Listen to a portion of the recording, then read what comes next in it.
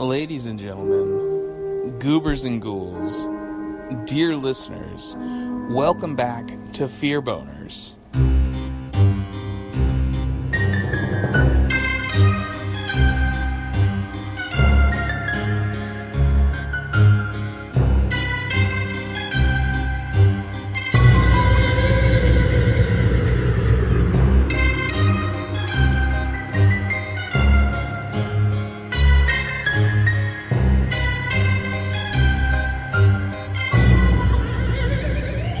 Fearboners is presented by the Down in Front podcast, and I'm your host, Andrew, the Abs Man. And dear listeners, I am so excited to be back, still decompressing after returning from San Diego Comic-Con. What a trip it was. We were out there for the whole week. The weather held out. It was beautiful. We got to see a lot of great stuff. We saw some advanced footage and some sneak peeks at the new Predator movie. We got to see some footage of the new Purge TV show that's coming out. And we also got to see some sneak peeks into the last Sharknado movie that's going to be coming out very soon. All of which was very exciting. A lot of cool stuff out there. Definitely check out the Twitter. We posted about it. We posted some pictures. We posted some other experiences. And I'm sure there's a lot of other stuff out there circulating after the event. So much great horror news coming out of that convention in particular.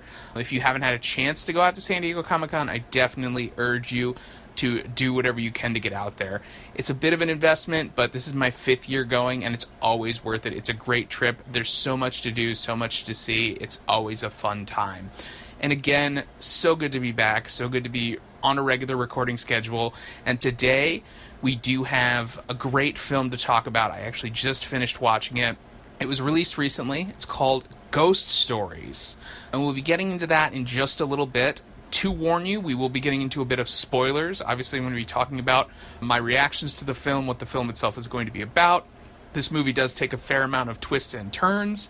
So if you want to watch the movie beforehand, definitely check it out and then come back and listen to the rest of the podcast. We always appreciate that. We don't want to spoil anything beforehand. It is a spooky movie. We want you to be surprised when you go to see it. So definitely check it out and then come back and listen to our reactions here at Fearboners. But before we dive right in, what I'd like to get into is what I'm drinking and what else I've been watching. Currently, now that I am back amongst the living and I am not sick and I'm back on my game, on my grind, I'm currently drinking a little bit of this, I think it's Minute Maid, coconut water and pineapple juice, this beautiful summery concoction that they put out. I hadn't seen it before, but I found it at the grocery store the other day, and then a little bit of that and a lot of bit of rum over ice, mix it up. Ooh, nice little pina colada. Pina colada is what I'm drinking. It's not mixed, not blended. I guess I could blend it, but I'm not going to bother with that. I don't have time for that. It's Tuesday. Why am I drinking on a Tuesday? Doesn't matter. But as for what I'm watching, we didn't get to see the advanced preview of Hulu's Castle Rock while we were at San Diego. But that's okay, because it did get released the next week anyway, so we didn't have to wait that much longer. If you haven't been following along, Castle Rock is a new Hulu series that just dropped. The first 3 episodes are out there already. They're about to drop a 4th episode, because that's the way Hulu operates. And this is a Stephen King universe-based show. And right off the bat, let me tell you, it is a treat, because they are throwing so many things at you, so many references, so many things that you would get if you read the books, if you watched the movies. That's very much fan service to the people who've been waiting for something like this, kind of bringing it all together. It's almost like if you blink your eyes or your ears, if you blink your ears, you're going to miss it, because you're either going to see something or hear something that you're going to be like, wait a minute, that's a character from this book, or that's a character from this movie, or that's, a town, or that's a thing. Oh, this person just randomly mentioned, like, this event, and that's clearly referencing this book or this story, and it's really cool to sort of see that all coming together on the small screen. And so far in the first 3 episodes, the characters are great, the vibe is really spooky. I've heard from some other people that it's a little bit overwhelming and it's a lot to take in, and maybe you feel like you're a little bit left out if you haven't been reading the books. I'm a huge Stephen King fan. Honestly, I haven't read nearly as many of the books as I have seen the movies, and I still feel really comfortable. So if you've seen a lot of the movies, you'll probably be okay. If you've read more of the books, you'll obviously be fine. If this is brand new to you, you probably won't get much out of it if you don't know what you're getting yourself into. It is still pretty spooky because, of course, it's Stephen King working with J.J. Abrams, so it's got that weird kind of Lost vibe where everything's a little bit off. Character interactions are very strained. We're introduced to a very strange happenstance where a prison warden kills himself in a very brutal, heinous way, and then it leads to another mystery where there's a kid, he's younger, who is stashed in a prison basement in a cage that nobody knows who he is or why he's there. And that role is played by Bill Skarsgård, the guy who played It, Pennywise the Clown. And he is totally creepy in this role as well. You'll definitely recognize some of the other people in this show as well. There's a lot of that guy moments. There's a lot of people overlap from people from Lost and other J.J. Abrams projects, as well as other Stephen King projects. You'll recognize a lot of these people. It's really cool to kind of see how these things are meshing, and I'm really interested to see where this show goes and how it develops, which I can sort of give it to Hulu that way, in that I probably would have felt a little bit gypped if it was more like a Netflix show that did just kind of release all at once. I probably would have spoiled myself and watched the whole thing. But now that I do have this pace where I can kind of pick it up and go and sort of spread it out over time, it's a little bit better to have that experience rather than rushing through it. But yeah, if you love Stephen King, if you love spooky shit, if you have a Hulu account, definitely check out Castle Rock. Don't want to get into it too much because we might do an overall review later down the line once the whole season's out. But that being said, dear listeners, let's get into the main event, what we're here to talk about. I just got finished watching Ghost Stories. Now, I had seen the trailer for this film a while back, and it looked pretty spooky, but I wasn't sure what to expect from it, because again, it has the same sort of vibe like I was just talking about with Castle Rock. It's very ominous, very vague, very much casted with many that guys. The one person you will recognize is Martin Freeman. He is Watson from Sherlock. He is been in several of the Marvel movies. He's been in a lot of stuff. You're just going to recognize him right off the bat. And basically, the premise for this movie is we are introduced to a professor who specializes in debunking supernatural events or supernatural beings, ghost stories in general, like that's his jam. And we're introduced to him sort of on his way to go to a preeminent British psychic who does live shows where he basically takes advantage of people's loss, essentially. Almost a Jon Stewart type, basically going and saying like, oh, there's the soul of a dearly departed child here, and I know his name is John Doe. Is there a Jane Doe in the audience that can talk to this? And so he basically hacks into a wireless signal and can tell that this person is basically being fed information from prayer cards that people were forced to fill out before the show, and so it's all a hoax. And so we're basically introduced to him in a way that, like, he's very skeptical and he doesn't want to believe in these things. But even before that, there's this sort of documentary vibe that is fed to us where he tells us that the reason his family fell apart was because of his father's religious beliefs.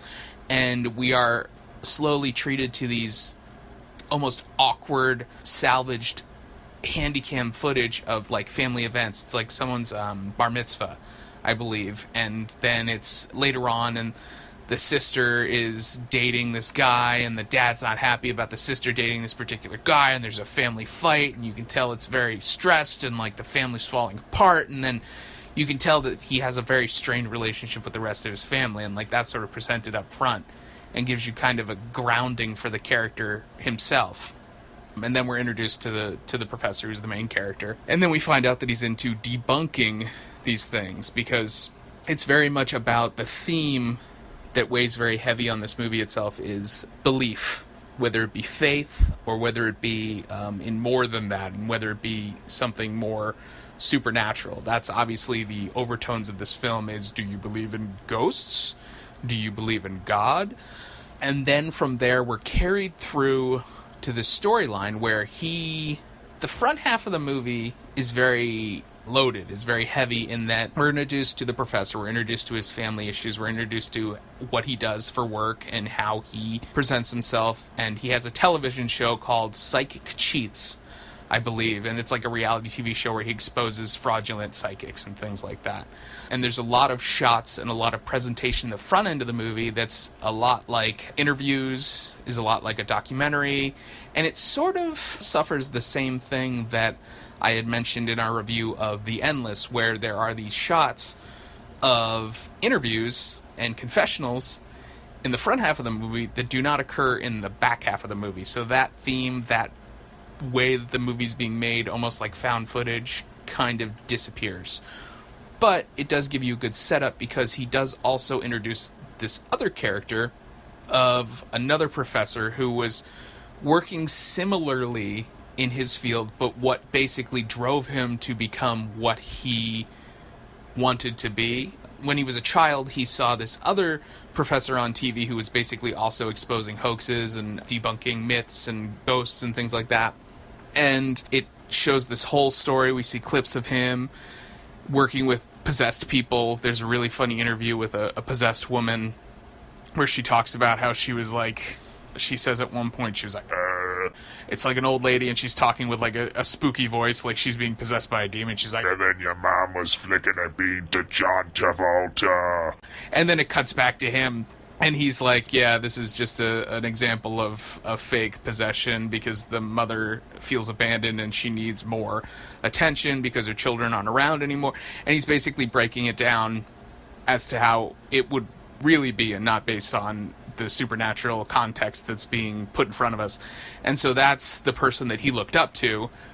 But then it's not quite a spinning newspaper, but we see that there's like a news report where that guy disappeared under mysterious circumstances. This professor that this older professor that the main character looked up to as a child.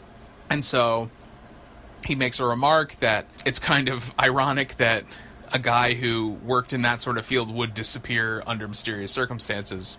And then, of course, in the next scene, he receives a mysterious package that winds up basically saying, hey, it's me, old professor guy. I need you to come to me because I have something for you. And it's very vague, it's very spooky and very mysterious. And you can tell the guy's very nervous, and he goes out to meet him, and he's in a mobile home, and it's got these, like, ooky, spooky vibes. And he meets him, and right off the bat, we're introduced to this old... Because, like, in the clips we see of this older professor, he's already very old. So then when we're meeting him now, in, like, the present of the movie, he's very old. But also, you look at him, and you're like, that's just a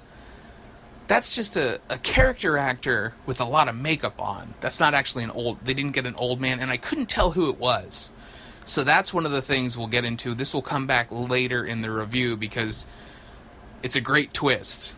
And so you can't tell who it is because you don't recognize the voice, you can't really recognize the face, but you know it's not really an old man. But it is supposed to be the professor dude who was like, hey, I'm not really mysteriously disappeared, I'm here. And they have kind of this strained, awkward encounter where the young professor starts to gush and be like, oh, I grew up idolizing you, and I thought that what you did was really great, and, you know, I really kind of wanted to model myself around it, and this is what I wanted to do. And then the old professor cuts him short, and he's like, oh, yeah, whatever. Like, at one point, the young professor tries to hand him, like, a signed copy of his most recent book, and he's like, oh, no, fuck that, that's not what I brought you here for. And then he just sort of vomits, like word vomits all over the young professor. He's like, hey, I've seen your most recent work. I think you're full of shit. I think what you do is dumb. And I think that you're wasting your time because, like, what you do is just awful. And just tells him that his life's work is just a waste of time. And then they get into this, like, kind of little argument. But then he, like, throws this binder at him. I can't remember, it says something funny on the outside. It says something like, these three, or like three these three, I think is what it says, something like that. And he's like, these are 3 cases that I studied while I was trying to debunk the supernatural that I could not. It's a great setup. And he says, I could not prove that they were fake, that they weren't real. And so old professor tosses young professor these 3 cases that he needs to examine, and he tells him, he's like, I want you to prove me wrong. I need to be proved wrong before I die.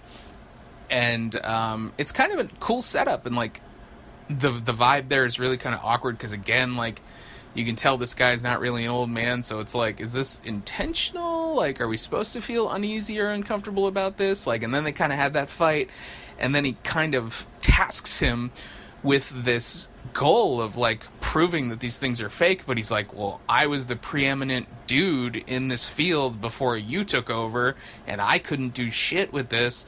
I want you to do it, but if you can't, then you'll be stuck living in a mobile home, like freaking out like I am, because you can tell he's really uneasy about it. And from there, the movie takes sort of a tonular shift, because there's this great moment where he leaves and he's walking away and he has the folder full of these files, and he kind of turns to look at the professor, and there's someone standing over the professor's shoulder. Of course, this is where we're sort of first introduced into the spooky vibes of the movie. So there's like a form of someone standing behind the professor that clearly wasn't in the mobile home before, because it's a very small mobile home. You can see everything from every angle. There was only the 2 of them in the mobile home, and then suddenly there's someone there behind the professor. And then it's great because after seeing the movie, there's a lot of this stuff that sort of comes back around towards the end of the movie. There's this moment where the guy's sitting on a bench by the beach, sort of thinking about what just happened and thinking about if he's going to do it, if he's actually going to take these cases on, and he's sitting by the beach and he sees these 3 kids on the beach, and you don't think anything of it because they're just like one of the kids has a dead seagull and he's hitting the other kid in the face with a dead seagull, and you don't think anything of it. It's weird, sure, but it's like, what does that have to do with anything? But it comes back around. And so then, again, to jump back to my last point, it takes a tonular shift where suddenly we're in an anthology film, because those 3 cases suddenly become 3 separate stories, and it's great because it just kind of bops around. There's these quick cuts where he's not at the beach anymore, suddenly he's at a bar, and he's meeting this guy at this bar, and we're sort of introduced, and it's sort of uncomfortable because the guy doesn't really want to be interviewed, and he's a security guard, but he's like, yeah, but I don't really want to talk about it. And he's like, well, why did I come all the way out here? The professor's like, no, we arranged this interview. Like, why would you have me come all the way out here if you don't want to talk about it? And then he tricks him into paying him. He has to pay him like 50 quid to actually do the interview. And he's still really standoffish. But along the way, he's sort of dropping these sort of hints. But this is sort of the formula that comes back for each one of these cases or these interviews that occurs, is that the people are very cold and standoffish to begin with, and then they kind of warm up to him. And as they warm up, then it drops into a dramatic reenactment, which I love. You guys know me. I love A Haunting on, I think it was Discovery Channel. And those dramatic reenactments are so hokey. These ones are like legit, because it's a very highly dramatic horror movie, so it just cuts and it's suddenly like a film. It's like a movie. It's not a documentary anymore. It's just a movie. We don't have anybody narrating over it. It's literally just shot for shot. It's like the person telling the story, but like in a film, shot by shot, basically telling what happened to them and their brush with the supernatural. And in this case, it's a very spooky situation where he's a security guard and he's working with one other guy, and they're classic ghost story setups, but they're shot really well. They're very ominous. They're very atmospheric. At one point in the first ghost story that we're treated to, they're basically you can't tell if it's a decommissioned prison or a hospital, and the one guy is only in communication with his partner over walkie, and the guy on the walkie can't really speak very good English. And shit just keeps happening. The only power that's lighting the environment is through generator, and the plugs keep getting pulled on the generator, and the guy thinks that the one guy's pulling pranks on him and like messing with him, but he's like, no, dude, I'm on the first floor. You're all the way up on the roof. There's no way I could get up there that quickly. Or like his coffee cup keeps getting moved around, and he keeps hearing weird shit. And there's these great little shots in this one particular vignette during this anthology piece where there's things that appear to move in one shot, but then when he goes to examine them, they're like something else. Like at one point it's like a blanket and a broom, and he thinks it's like somebody standing there. It's like classic Charlie Brown ghost, like I've just got a bedsheet on, I'm a ghost. Like that keeps happening, and it's still spooky as hell because you know that he's in this abandoned building and he's under the impression that it's literally just him and his partner. But then it slowly turns into like suddenly he's got a hammer with him and he's convinced that there's somebody who's breaking and entering, and they're security guards, and they need to keep this place locked down. And there's this one, like, towards the end of the segment where he finally decides that he's going to do a full scan of the perimeter, and he winds up in a room that's just filled, like, the walls are lined with naked child mannequins. It's, mannequins are scary enough on their own, so it's a darkened room that he has, like, a light switch, and you just know, the setup's great. So he flips the light switch, first thing as he enters the room. Smart thing, but as soon as he looks around, the entire room is lined wall to wall with naked child mannequins.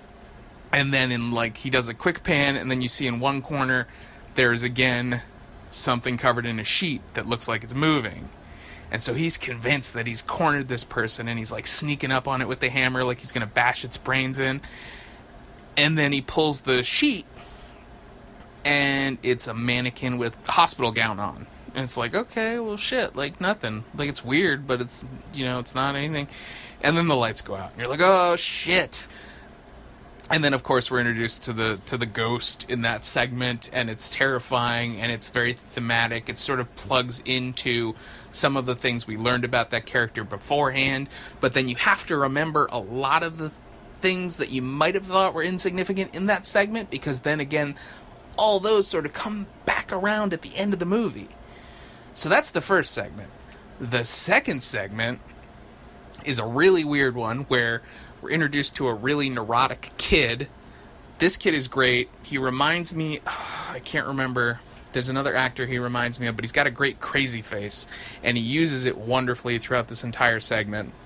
Basically, it's this really weird introduction where, backing up real quick, there's these interstitials between these segments because they're all broken up where it's like case 1 and the person's name. And then in between case 1 and case 2, he has a discussion with a priest where he's sort of questioning what the person related to him and like whether he believes it or not. And he has kind of a question of faith. And that was where I was worried a little bit that the theme of this movie was going to be more about faith, because I saw a movie recently where that was kind of the same problem, and it veered too far away from the supernatural spooky aspect and became more about, well, what do you believe? And it was just it didn't really execute very well. But in this movie, that was kind of a small interstitial, and in those interstitials, we're sort of introduced to another ongoing theme where we do start to see another being, another potential ghost, another ooky spooky thing that will keep coming back throughout the movie. And then in the second segment, we're introduced to this creepy kid who's incredibly neurotic. We don't know why. The professor is let into the house after checking his ID, but the kid's parents don't care that he's meeting with like this creepy adult guy.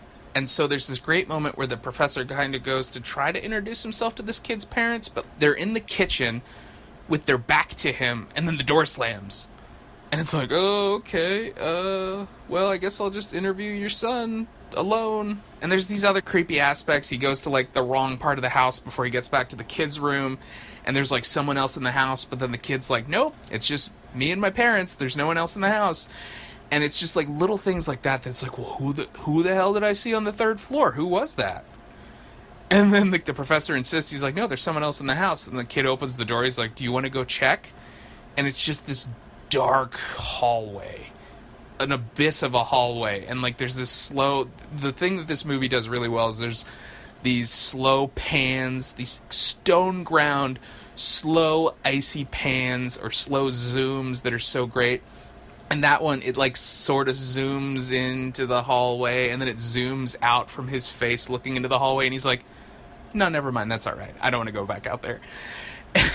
And it's so creepy.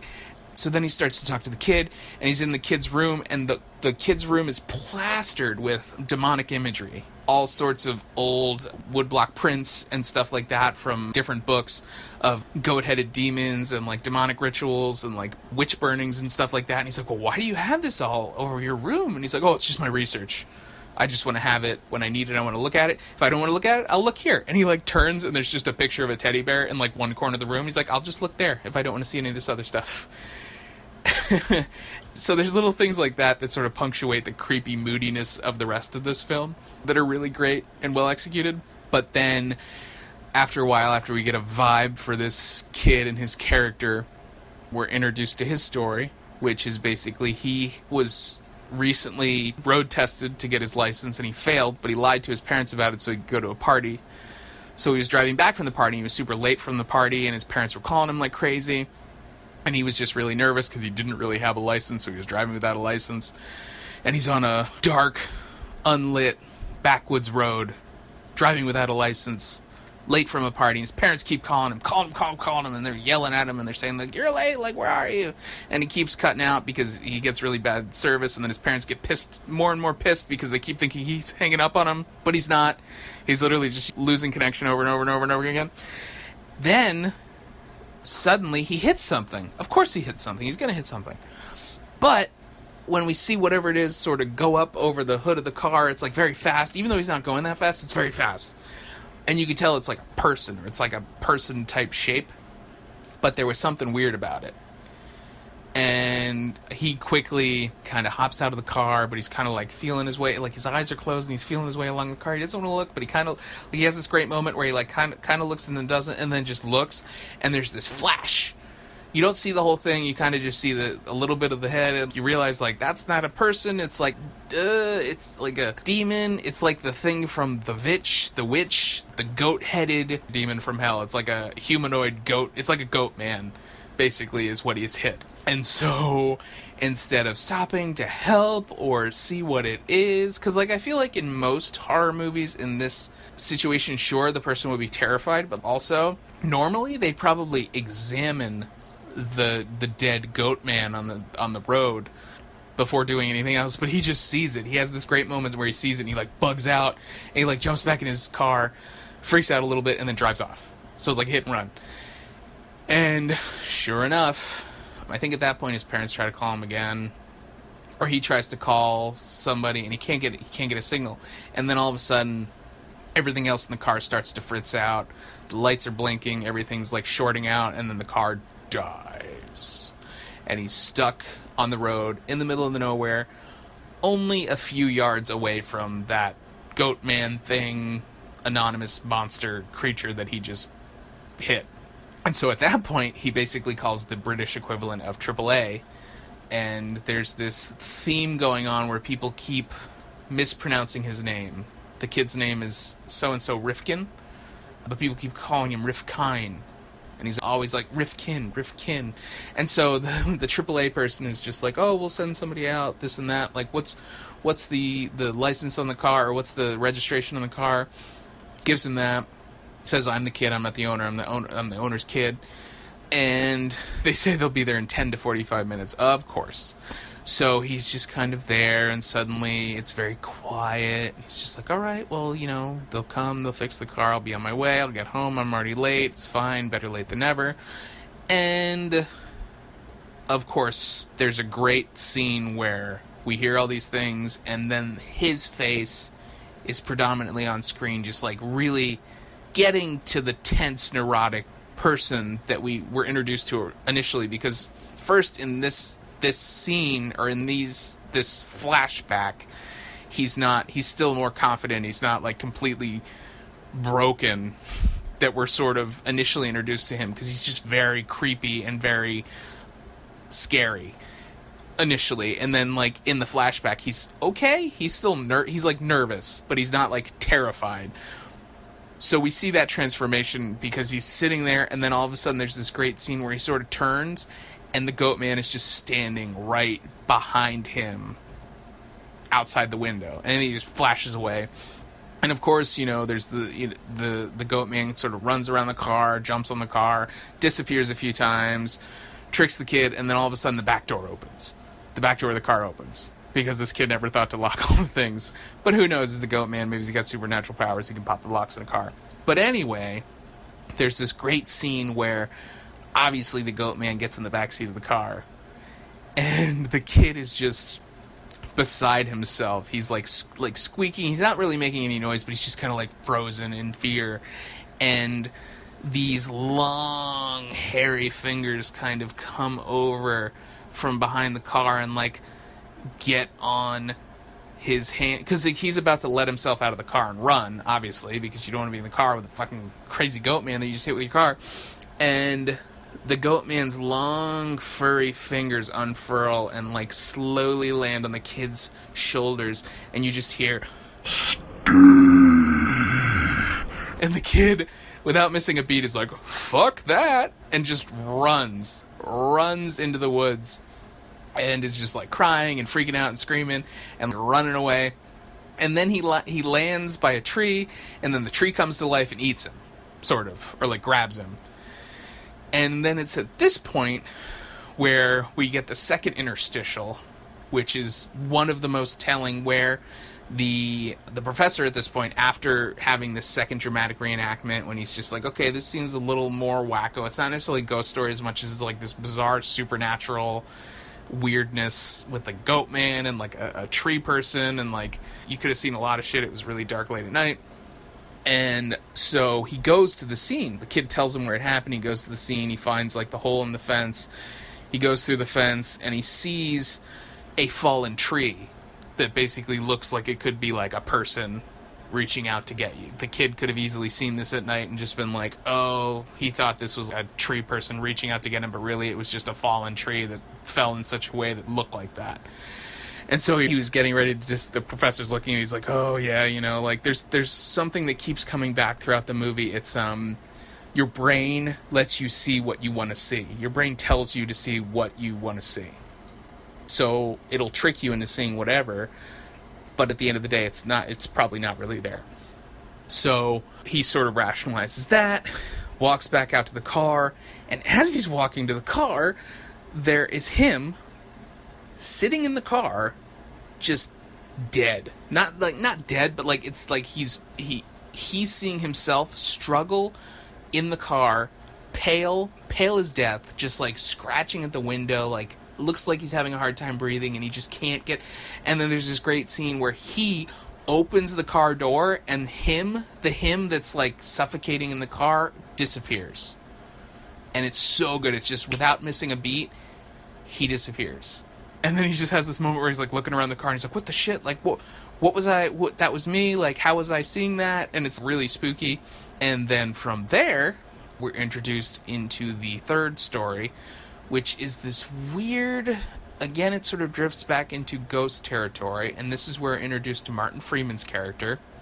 It's sort of more vague. His background isn't as heavily given. Because he sort of becomes more of a bigger character as this segment progresses.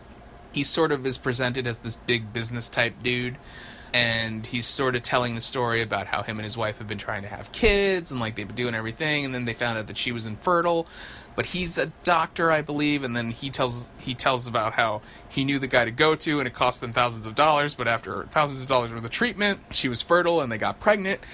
But, like, you can tell he's not comfortable telling his story, and he keeps snorting and laughing, and, like, he has all these strange tics and defense mechanisms, sort of, if you're familiar with body language and things like that. Some people deflect that way. And it's very clear that this character is trying to do that while he's telling this very uncomfortable story to essentially a stranger in the professor.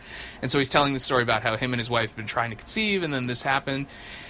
And then his wife was having trouble with the baby and the delivery, and so she was sent to the hospital for a while, and then weird things started to happen because he was so busy with work, but he was taking care of the house and all the baby stuff was there, and then shit started going off. So like he would hear strange noises, he would hear weird voices, and there's a scene where he goes to try to check on the baby's room, and he goes to reach for something in the crib, and all of a sudden diapers fly everywhere. And then he goes to get the diapers, and then the mobile above the the crib starts spinning, and it's really classic spooky move on its own ghost type stuff. But then there's this great part where suddenly he realizes that there's like someone standing in the corner of the room. You as the audience don't see it, but then all of a sudden, like, he says the person's name, which I don't think you realize is his wife. And then you see bare feet, and then it just pans back. It doesn't pan back, it just cuts back to a wide shot of him standing in the corner of the room once he's tidied everything up after it's gone crazy. And his wife is standing or floating in the corner of the room with a long white dress that's kind of bloodied at the bottom. And she says, I think she's just like, "We're dead." And then she just zooms up to him, and it's so creepy, and she just screams. And then it just cuts back to him and the professor sitting on a log. And while he's telling this story, it does keep bouncing back and forth. This is one thing I'm going to back up a little bit. It does keep bouncing back and forth between the story, the dramatic reenactment, and then the professor and him walking along a trail in this field of weed, or I don't know, it's not wheat, but it's like a big dry field. And he stops at a locker, and he unlocks the locker, and it's full of guns, essentially hunting rifles. And he grabs one of the hunting rifles, and he's like cleaning it. So they're sitting on the log, and he's still cleaning the hunting rifle. And when he sort of tells up to the crescendo of the creepy wife ghost essentially coming to him and telling him that she was dead, or we were dead, then he tells him the story of, I can't remember what they named the baby, but he's like, oh, she died in childbirth and the baby lived, but I'm glad she didn't see how the baby turned out and how he looked, because I'm sure if she saw how the baby looked, as hideous as it was, she would have died anyway. She says something like that.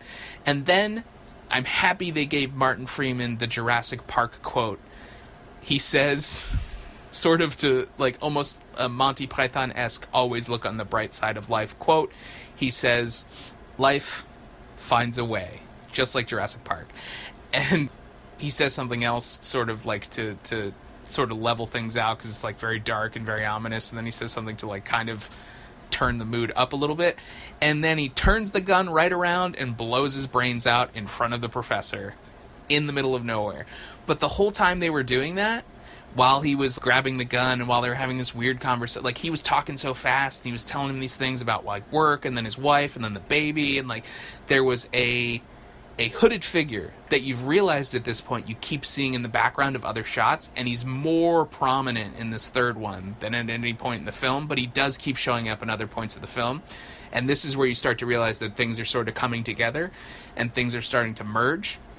So this hooded figure appears several times in this third segment, very noticeably, less noticeably in the other two segments. But at that point, the professor just scrambles and leaves, because he's like, that guy just killed himself. Okay, I don't know what to do. He goes back to the old professor who challenged him to look into these three creepy-ass cases, and basically has this drag-out, knockdown, verbal, just, you're full of shit, I can't believe you would do this to me, you're trying to take advantage of me, this is probably a stunt for TV just to get you back on the spotlight, and blah blah blah, this and that. And then the old professor calls him on his bullshit and then jams his thumbs into his eyeballs. The old professor is basically thumbing his own eyeballs and peels his face off. This scene is actually pretty cool. So it's not gory as much as it's just wackadoo, and you get to find out who's actually behind the old man face. So he peels the goopy old man face off his head, and you realize that the old man who was pretending to be, or maybe always was, the old professor is actually Martin Freeman, the guy who just blew his head off 2 or 3 scenes previous. But then from there, once he takes off all the old man skin from his face, he does this crazy, and like, I'd have to watch this scene again, but I'm pretty sure they shot it and then reversed it, or the other way around, because he basically does this crazy thing where he finishes peeling the face off, and then he goes to like brush his hair back onto his head, because it almost looks like it was filmed like he was messing up his already combed hair. and then he just combs it back with his hands, and it's so cool. And that's when you sort of get this vibe that the Martin Freeman character is something more than whatever he clearly wasn't the character from that previous scene. He's something more than, but he also might be something more than human or more than normal. And at that point they have this weird conversation about like what is real, what do you believe in, the idea of the brain letting you see what you want to see kind of comes back. And then Martin Freeman then points at a point in the wall and drags his finger down it and tears the entire back wall of the mobile home in half like paper, tears the paper down, and basically breaks, not the fourth wall, but basically you're in a different universe at this point. Suddenly the movie takes like a large twist and like a weird bent where basically you're not in a mobile home anymore. You're not anywhere where you thought you were, and there's this big black wall with this black door that he opens into a black nothingness. And of course he tells the professor, the young professor, that he has to go through it. And he has to follow him through it. And at this point the professor's kind of losing his nut. He's just, what the fuck's going on? It's so weird. I've seen so much creepy shit. I've heard so much creepy shit over the past few days, and now I'm dealing with this. Like, now it's happening to me. Like, am I losing my mind? And so then at this point, he gets dragged through, and suddenly they're walking along, I think, train tracks?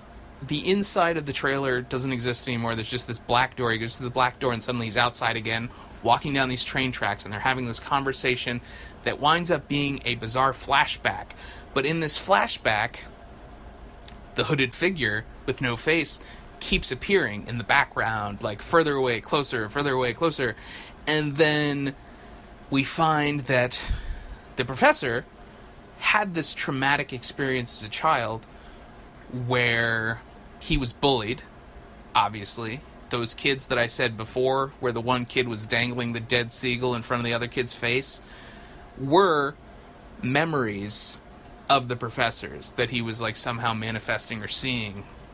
So in this flashback, suddenly he's a grown man encountering these kids, and they start bullying him, and they start, like, for example, they keep calling him Jew Face, because that's the one thing that Martin Freeman suddenly starts calling him this, and he's like, no, you know me from school or something, like, who are you? I don't recognize you. And he's like, no, I know this happened to you. And then suddenly it sort of snaps into this weird flashback where the young professor is walking past a sewer almost, and there's these two high school kids who are kind of goofing off, and the one kid I think does have a dead bird, and he's like hitting the other kid with it, and then he stops him, and he's like, oh, Jew Face, come over here, and like whatever, because he's clearly trying to bully the young professor.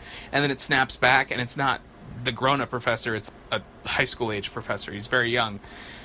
And suddenly we realize we're in this weird flashback, and they're bullying him, and they're making him stand against a wall, and they're throwing rocks at him to break bottles, and they throw bottles at him.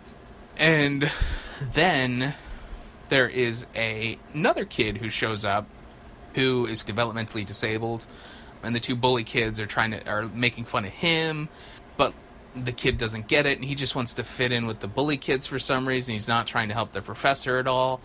And then the bully kids convince the developmentally disabled kid to crawl into the sewer, and because he sees that there's a number, because Martin Freeman's character keeps repeating these random numbers to the professor, and the professor's like, I don't know what you're talking about, like, what does this mean? And so there's these numbers that correspond to numbers in the sewer, and the one bully kid tells the developmentally disabled kid, he's like, you need to go down the sewer as far as you can go with this flashlight. There are 10 numbers.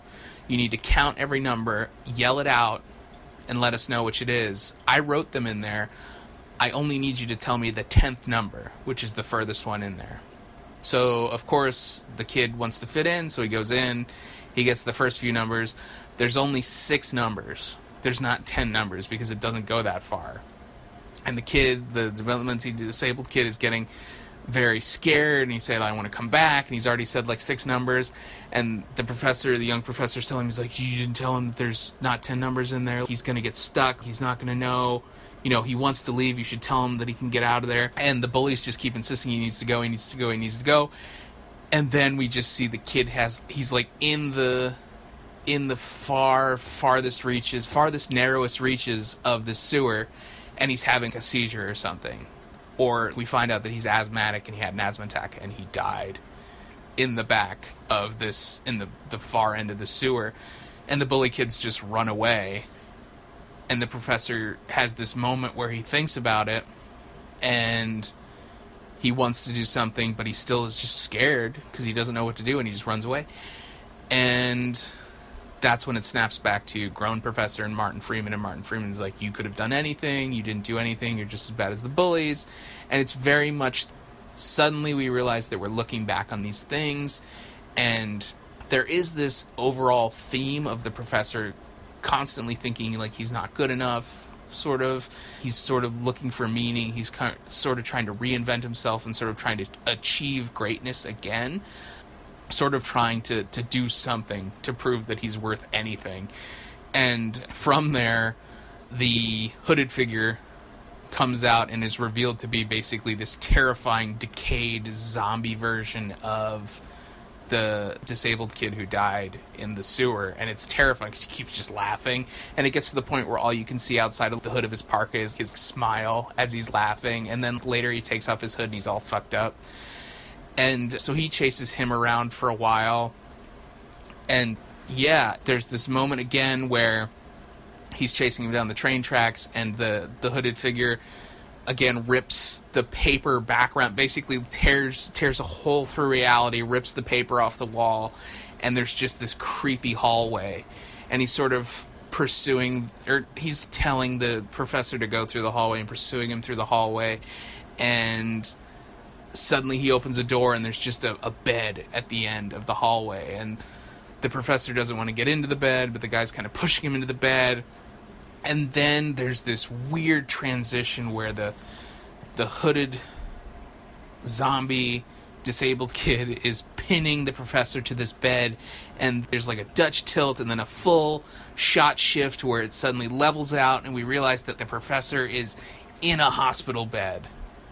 And there's this weird theme that I'm not sure what it coincides with, but in the first segment, the ghost sticks its finger in the security guard's mouth, and it's really weird. And that's how it ends, is like the ghost kind of reaches up and gets its hand on the guy's face and then kind of dunks its pointer finger in the side of his mouth.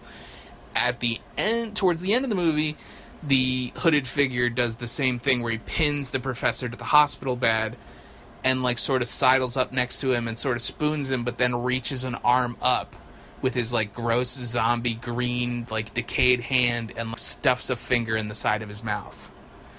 And I don't know what that's all about, but it's really creepy.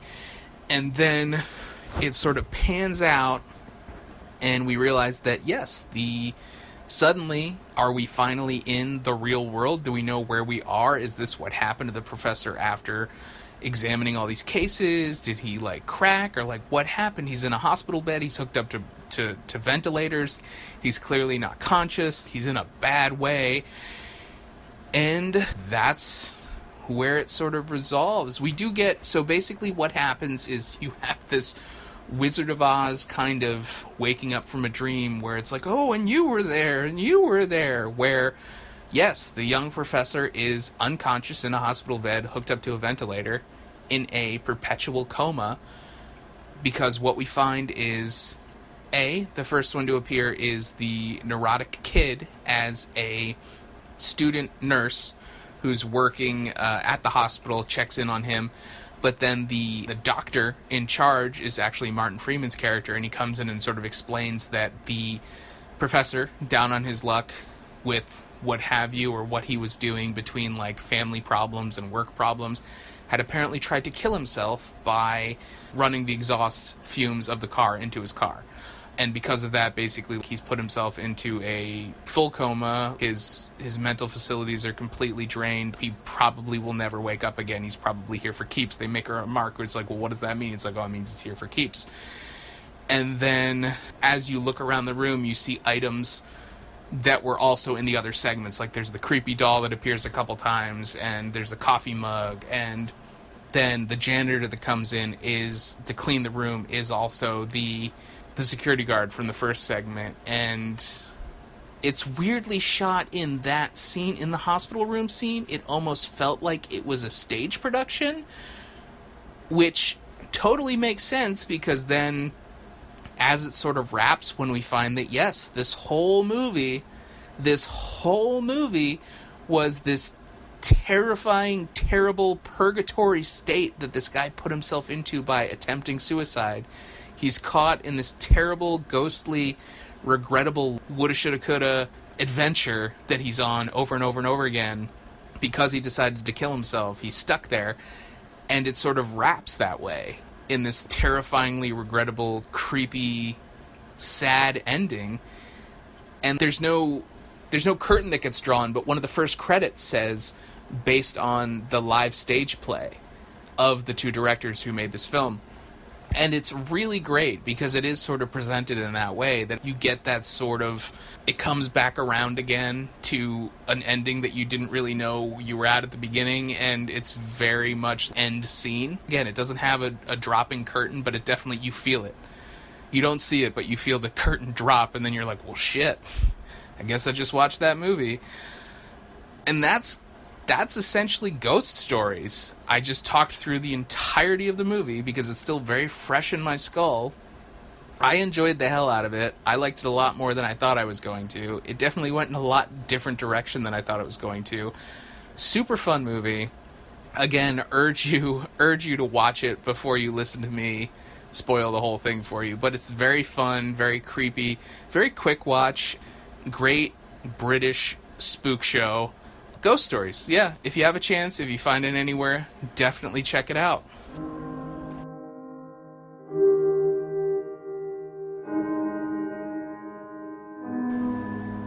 And with that, that'll be it for us this time around. But if you enjoyed what you heard, you can hear more. If you want to find out about what we've got going on with the rest of the Down in Front podcast crew, you can definitely pop on over to downinfrontpodcast.com to see our older episodes or what we have coming out. You can definitely check us out on Facebook at facebook.com/downinfrontpodcast. We're also on Twitter. We have the main Down in Front podcast Twitter account at _DIFP. And we also have the fearboners account at fearbonersDIFP. You can also reach out to us by email. The main Down in Front podcast email is going to be thecrew@downinfrontpodcast.com, or you can reach me directly at fearbonersdifp@gmail.com. We also have a YouTube channel, as well as the return of the Gamescast. You can watch a few of us over there playing live streams of video games on Twitch at twitch.tv/downinfrontpodcast.